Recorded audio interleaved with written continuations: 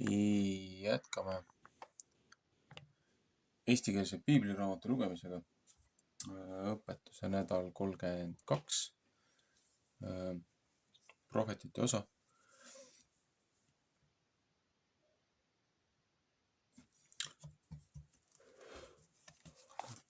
Tuhat 897 Tartus trükitud eestikeelsest piibliraamatust.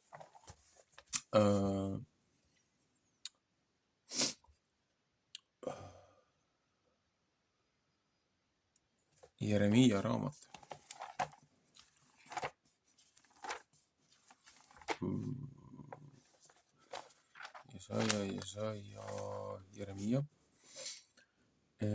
Jeremiia raamat ja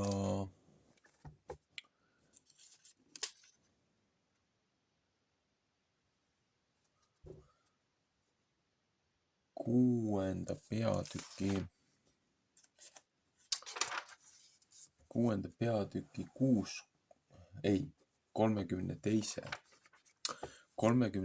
peatüki 6-27.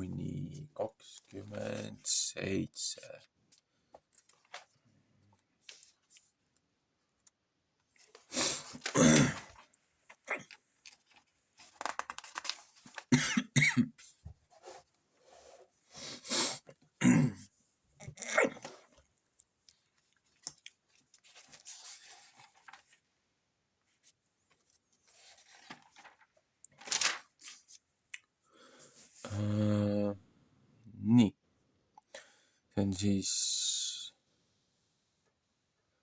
prohvet Jeremiia 32:6-27. Ja Jeremiia ütles, Jehova sõna on mu kätte saanud seda viisi. Vaata, Anameel Kaljumi, su isa vennapoeg, tuleb sinu juurde ja ütleb, osta enesele mu põld, mis Anatotis, sest sul on lunastamise õigus seda osta.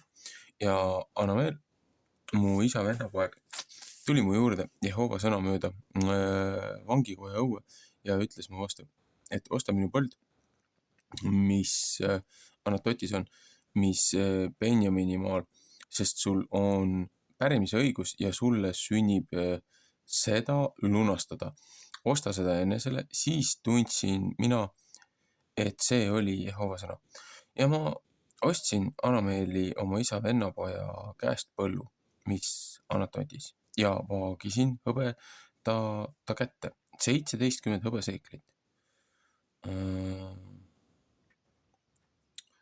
Väga spetsiifiline huvitav number.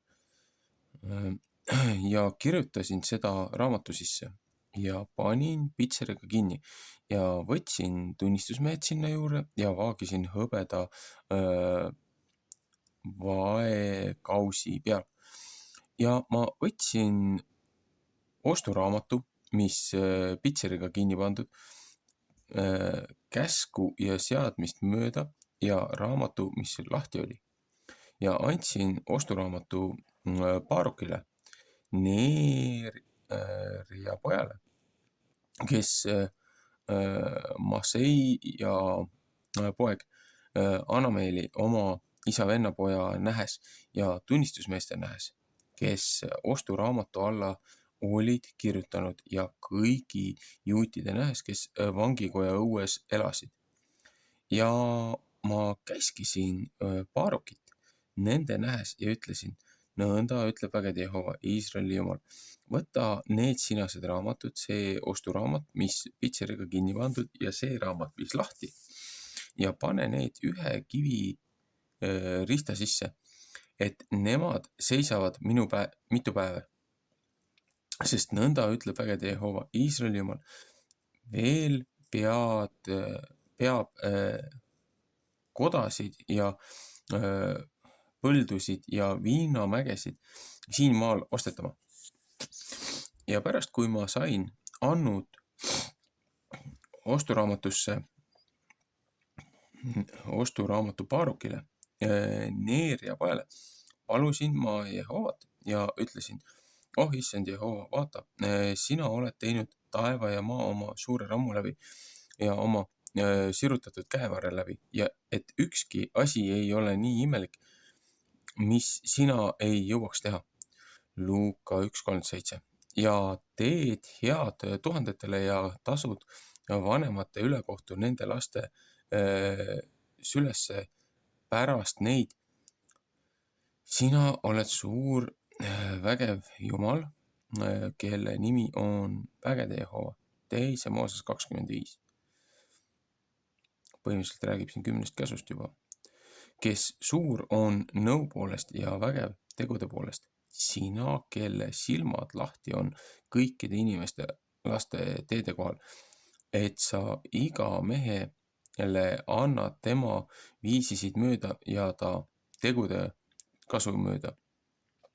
Kes sa oled imetähti ja imetegusid Egiptuse maal teinud tänapäevani, nii hästi Iisraeli rahva seas kui muude inimeste seas ja oled enesele nime teinud nõnda kui tänapäevan.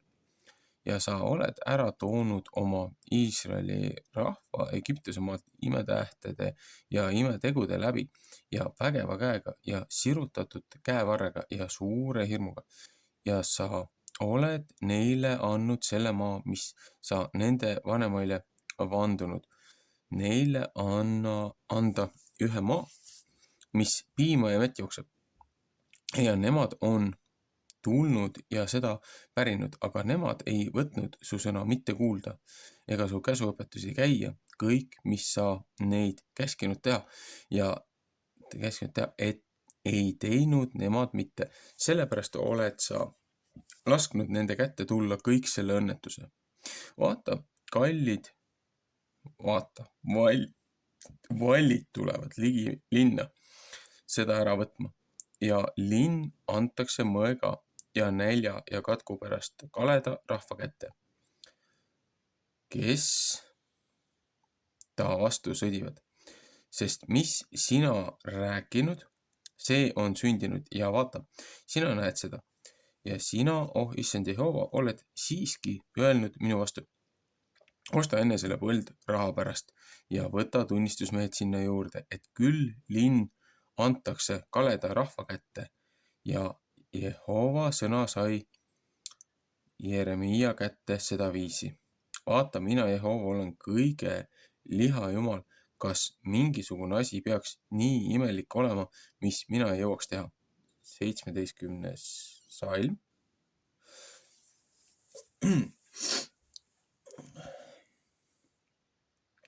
Põhimõtteliselt siin räägib jätku sellele samusele Vanatestamendi osale, kus räägib maade jagamisest ja ostuõigusest ja kasutusõigusest.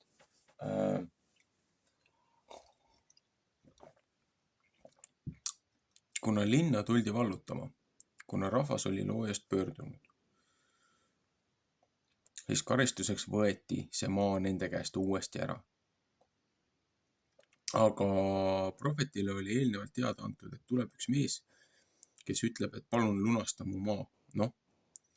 Siin on ju, selles mõttes on väga tugev paralleel, on ju, kui minna tagasi Ruti raamatusse, Boas, kes selle suure näljaaeg ju Ruti siis ämmamamma läks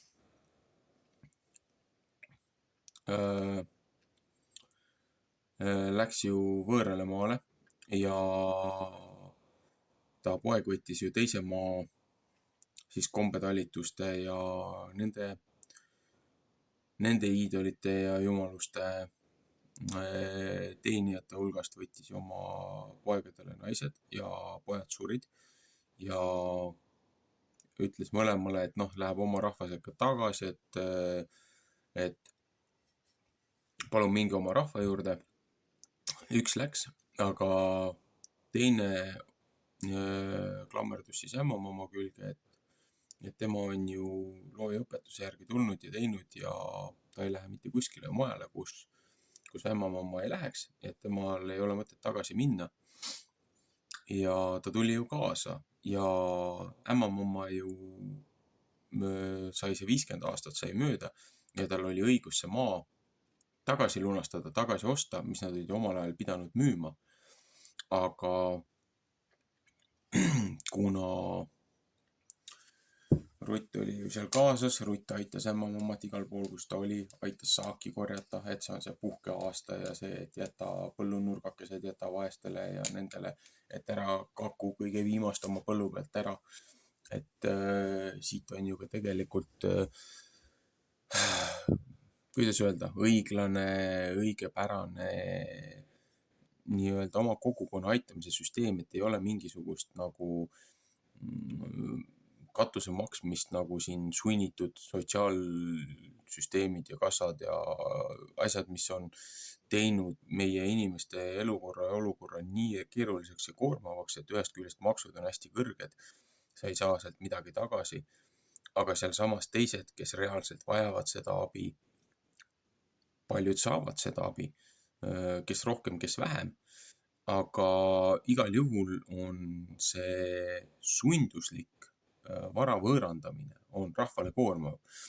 Aga siin piiblilistel aegadel, vanadel aegadel oli ju niimoodi, et oma kogukond hoidis ja hoolitses oma vanemate, oma nende, kes mingisugune õnnetus neid tabas, et kes mingil põhjusel jäi kannataja rolli, et nendest hoolitseti kogukonnas, nende jaoks oli varud, nende jaoks oli reserv, nende jaoks oli ka see puhkeaasta, et nende jaoks oli ka see koristuse, saagikoristuse eripära ja kogukond aitas üksteist, et kui vaadata erinevaid Amishi kogukondasi Ameerikas, need, kes need siit Euroopast omal ajal pagenesid tagakiusamise eest, nendel ei ole sellist sotsiaalsüsteemi ja neid haigekassas asju, see kõik on ju tulnud siin peale esimest maailmasõda põhimõtteliselt, kui see läks selle panganduskartelli alla, kõik üritati koondada kokku, et rahvalt see asi ära konfiskeerida.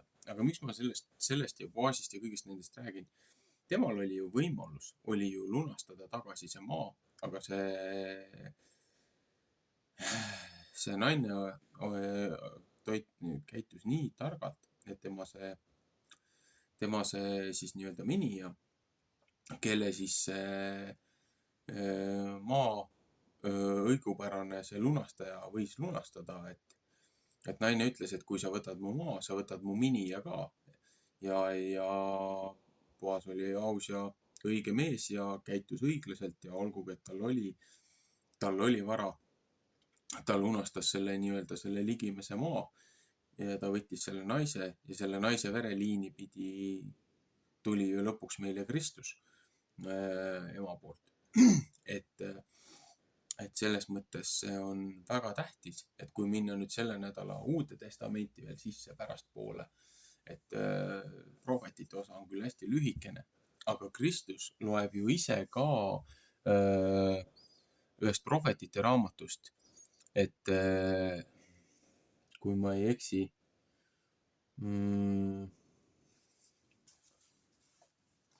vaatame korraks, kas ta oli Luuka evangeeliumis.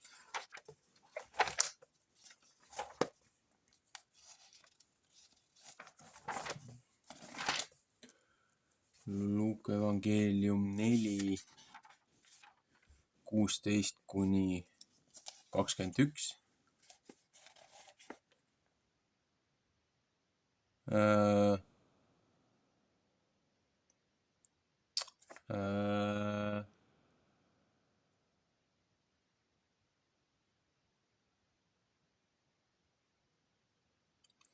Ja tema tuli, see on siis Luuka 4,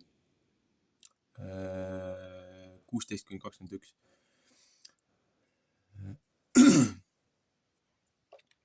Ja tema tuli Naasareti, kus ta oli üles kasvanud ja läks oma viisi järele hingamise päeval koguduse kotta ja tõusis üles kirja lugema.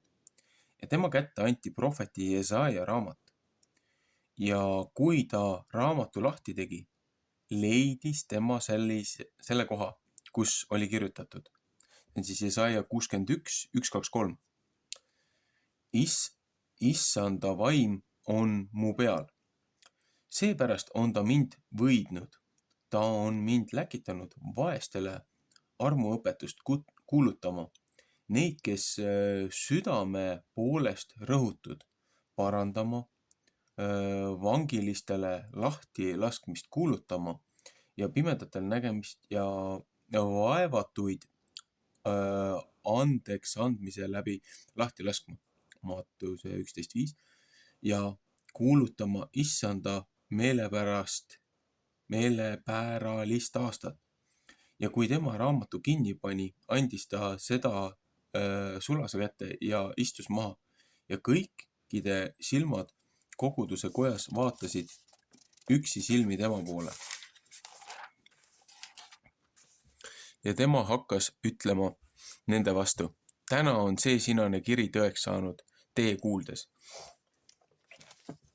Et Kristus oli ju ka, ta luges seda ju põhimõtteliselt juubeli aastal. Et kui see 50 aastat sai see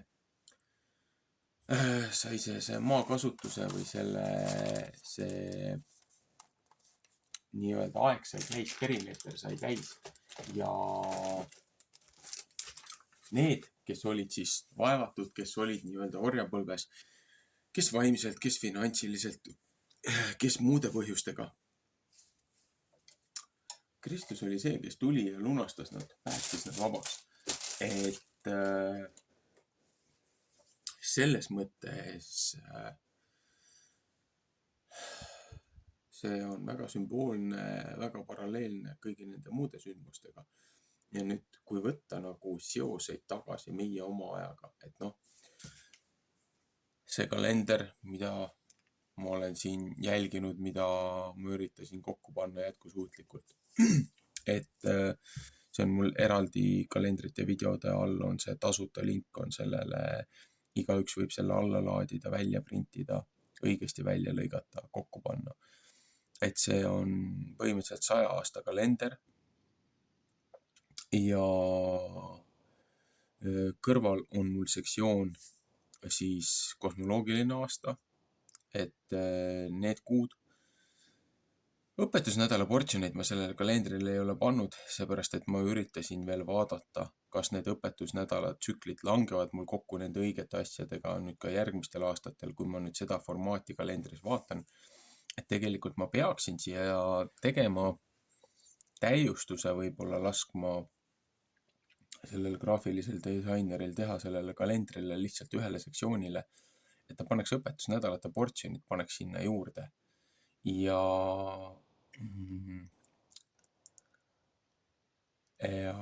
mingisugused tähistused, et kuidas see lugemine hakkab.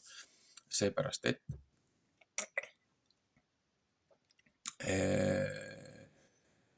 need õpetustsüklid, need ju tegelikult kopeerivad ja käivad aastaga kaasas, siis looja aastaga, kosmilise aastaga, mitte meie sekulaarse aastaga.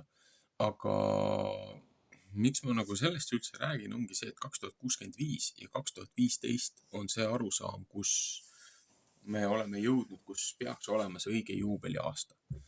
Ja mitte mina, on veel mõningaid uurijaid, kes on seda kalendriga tõsist tööd teinud ja kellelt ma olen ka väga palju selles mõttes baasi ja põhja saanud, et ma küll ei järgi kõikide arusaamasi ja siin viimastel aastatel, viimastel kuudel õigemini, on ta ise ka tunnistanud, et tal on olnud pimedaid kohti ja neid asju, mida mina nägin juba varem, nüüd alles tema saab aru, aga laias laastus see töö, mis ta on ära teinud, on väga, väga suur töö olnud arusaam informatsioonile ja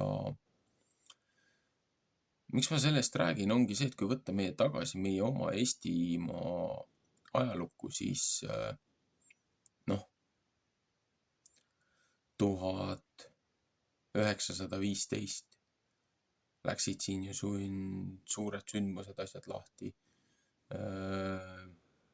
Jällegi samamoodi 2065 väga palju sündmusi oli 2065, mis on väga põhja panevad. Ja samamoodi ju Nõukogude okupatsiooni aeg. Me olime ka ju praktiliselt 50 aastat. Olime nii-öelda selles orjapõlves, selle maa oli ju vangis. Maa oli vangis ja rahvas oli karistuse all. kuni nad lasti siis nii-öelda jutumärkides oma maale tagasi, kuigi füüsiliselt nad olid siin, aga vaimselt oli neil keelatud selle maa peal tegutsemine, selle maa omamine. Nad olid kui orjad. Seepärast, et nad ei olnud oma karistust ära kandnud. Aga siin on ka see, et kui sa selle, Vanas Testamendis räägib ka, et kui sul on mõned aastad on puudu juubeliaastast, on ju, et kui sa ostad selle maatüki 50 aastaks, siis ta ostad selle 50 aasta vilja või selle toidusaagi koristuse kasvatuse arvu järgi, et sa ostad selle saagi, mis sa potentsiaalselt selle 50 aasta pärast sealt maalt saad.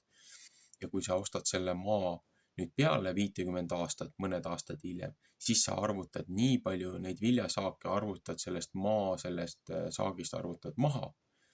Ja kui sa ostad ennem, siis sa arvutad sellele nagu nii-öelda juurde, et edasi-tagasi sihuke rehkendus, et selle maa tagasi maksmine ja selle maa välja ostmine, see käis samamoodi, et sa korvasid selle 50 aasta tsüklis selle 7 × 7 – 49 ja 50 aasta on puhkeaasta, juubeliaasta. Et sa korvasid selle puhkeaastaga siis selle maa tootlikkuse sellele, kelle käest sa selle ostsid. Aga samas siin ju Vanas Testamendis räägib ka sellest, et 6 aastat teed tööd, 7. aastal puhkad, maa puhkab 7. aastal, et sina ei istuta, sina ei pane saaki maha. Ja siis, aga kuidas siis saada, mis sa teed siis selle 7. aastaga ja mis sa teed ka 8. aastaga, seepärast probleem ongi ju selles, et kui sa 6. aastal saad viimati saagi, 7. aastal sa ei tee seda, 8. aastal sa alles paned saagi maha, mis tähendab, et reaalselt alles 9. aastal sa saad saagi. See on ju praktiliselt 3 aastat, kui sa peaksid siis selle arvestuse järgi 4. olema sellest 7 aastast nii-öelda. Aga sellepärast on ka see, et kui sa maad õigesti kasutad, maa annab sulle oma jõukuse ja oma selle rammu, et kuna see sõna vägi on juba nii ära lörtsitud, siis nagu öelda, et maa annab sulle oma väe, siis selleks, et mitte minna sellesse esoteerikasse ja sellesse New Age'i filosoofiate paralleelidesse ja võrdlustesse, lihtsalt seda sõnagi ei taha enam kasutada, seepärast, et see on nii ära rikutud nende dibiilikute poolt. Et maaramm, maa jõukus, maa toitmine, mis looja on meile andnud. Et see ongi see, et 6. aastal, kui sa õigesti seda maad siis nii-öelda kasutad, siis maa annab sulle 3-kordse saagi. Ja mis tuletab ka mulle meelde seda, et siis, kui meil siin kodus oli veel loomapidamine ja kõik need muud asjad, kui siin oli korralik sihuke väike talu, toitis selle pere ära, siis meil oli õunapuudega ja ploomipuudega ja kirsside ja kreekidega oli niimoodi, et põhimõtteliselt need ei olnud küll ühel ja samal aastal, aga kuskil iga 4. aasta õunapuud kandsid nii palju saaki, et oksad ei jõudnud ära kanda, pidime neid kaigaste ja teivaste ja ma ei tea millega pidime neid oksi toetama selleks, et need puud pooleks ei murduks. Et see sihuke 4. aasta oli see, mis andis põhimõtteliselt 3 aasta saagi. Ja siis, kui sa võtadki niimoodi, et ütleme, kui see 4. aasta oleks siis nagu 6. aasta, siis on 1, 2, 3 on ju. See ongi see aeg, kui sa põhimõtteliselt puult saaki ei saa, et teistel aastatel oli kesine saak, on ju, sihuke normaalne saak. Aga just oligi see, et kui see 4. aasta jälle tuli, siis oli lihtsalt traktorikäruga viisid prügimäele või selles mõttes kivihunnikusse, metsa äärde, loomadele viisid lihtsalt seda õuna, labidatega kühveldasid seda peale, seepärast see ei olnud võimeline ise ära sööma. Oma kariloomad ei jõudnud seda õunasaaki ära tarvitada, mis järgi jäi. Ja see lihtsalt läks metsloomadele. seepärast, et sellega ei olnud mitte midagi teha, see läks nii kiiresti käest mädanema, et sa ei jõudnud seda ära koristada. Seda oli lihtsalt nii palju.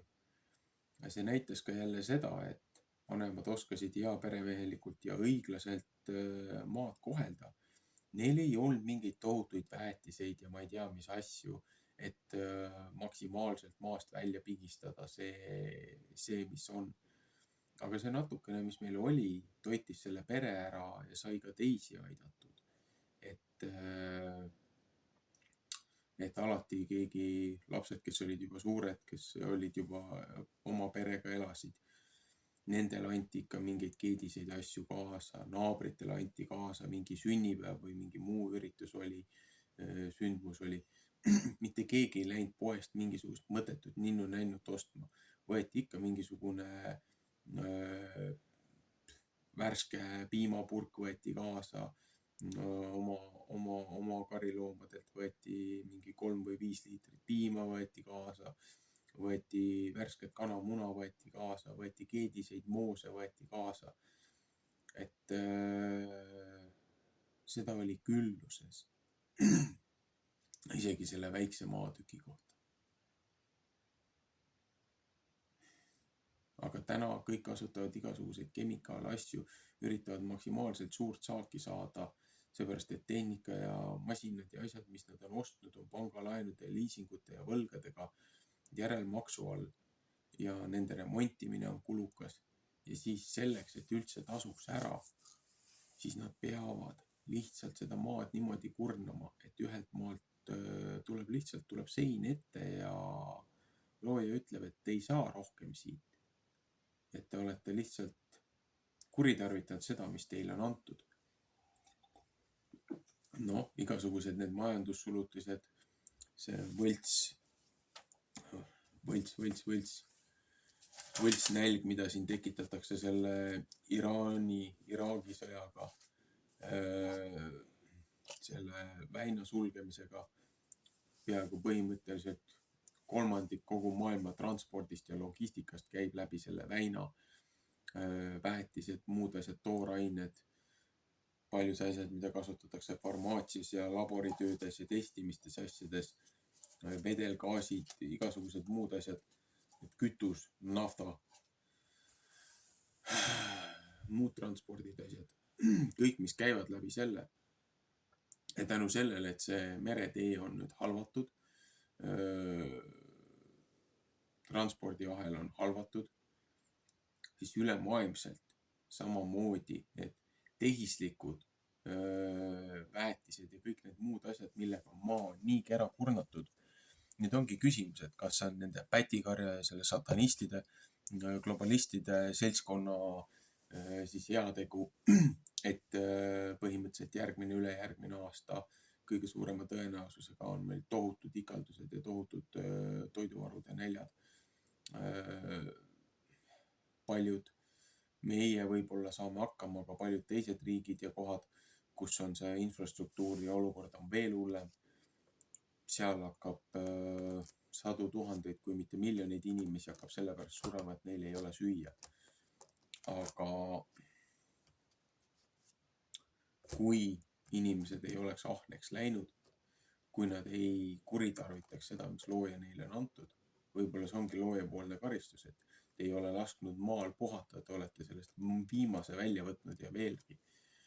Et võib-olla sunnitaksegi maa lihtsalt juba, looja lubab seda, et see pätikari võib selle lollusega hakkama saada, et sunnib maa puhkama. Seepärast, et inimesed ei saa sellest aru. Aga see krahv, see litakas, sellel saavad väga pikale ja kaugele ulatuvad lained olema. Ja selle arvelt, nende saagi puudujääkide ja kõige nende muude asjade arvelt väga paljudel inimestel, nagu ka siin prohvetite osas, tullakse ja konfiskeeritakse maad, varad, majad, kõik asjad käest ära. Pärast nad ei ole võimelised oma pere toitma. need, kes on suutnud kindlad ja siduvad lepingud teha, tõestada tunnistajate juuresolekul, et see maa kuulub neile või on selle kellelegi konkreetsele edasi müünud, et nad ei jääks sellest hiljem ilma. Need võib-olla pääsevad sellest litakast, teised ei pruugi. Et ühtedel on tunnistusmehed olemas, teistelt võetakse lihtsalt vägisi käest ära ja pole mitte midagi teha. Et ega see ka kaugel ei ole, kahjuks. Aga see on jällegi ahnus, inimeste enda ahnus. Seepärast, et loojat ei peeta mitte millekski.